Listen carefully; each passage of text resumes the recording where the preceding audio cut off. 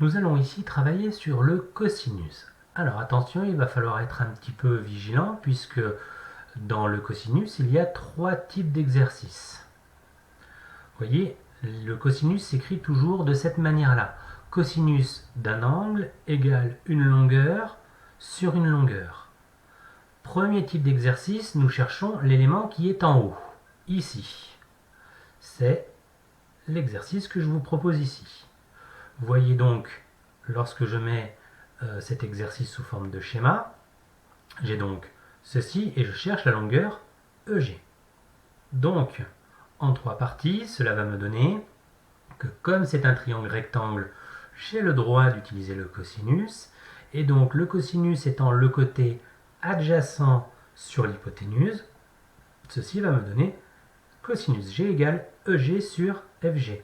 Et lorsque je vais remplacer par les valeurs numériques, c'est bien la valeur qui est en haut, ici représentée par le triangle, que je cherche.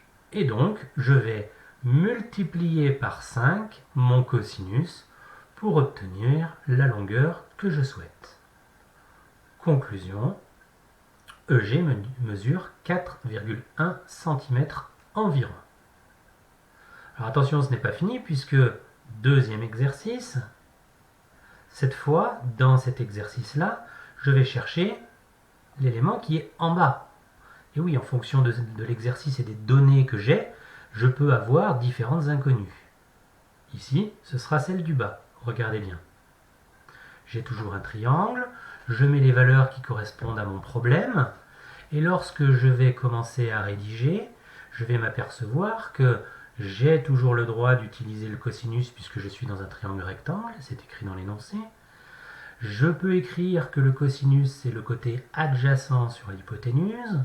Je change par les valeurs numériques, et là, en effet, c'est la valeur qui est en bas qui me manque. Donc dans ce cas-là, par un produit en croix ou en utilisant vos techniques de calcul que vous avez dans les équations, vous trouvez que UT, c'est 3 divisé par cosinus 65, ce qui fait environ 7,1. UT mesure 7,1 cm environ. Vous vous attendez certainement à la troisième partie puisque j'ai fait un premier exercice avec ce que je devais chercher en haut. Ici, ce que je dois chercher en bas. Le troisième exercice, c'est tout simplement ce qu'il y a dans le cosinus que nous allons chercher, c'est-à-dire nous allons chercher l'angle. Toujours pareil, je fais un schéma qui représente mon énoncé, et ici, c'est bien l'angle que je cherche. Pour l'instant, rien de différent. J'ai le droit d'utiliser le cosinus puisque j'ai un triangle rectangle. J'écris ma formule, côté adjacent sur hypoténuse. Je remplace par les valeurs numériques et là vous vous apercevez, comme je l'avais annoncé, que c'est ce qu'il y a à l'intérieur du cosinus que nous cherchons. Alors là, nous allons utiliser la touche inverse de la calculatrice pour aller chercher, alors ça va dépendre de vos calculatrices, soit c'est marqué arc cosinus, soit ça peut être aussi marqué cosinus exposant -1. Et nous allons taper ça à la calculatrice en faisant encore une fois bien attention que nous soyons en degrés, et ceci va nous donner l'angle qui manque.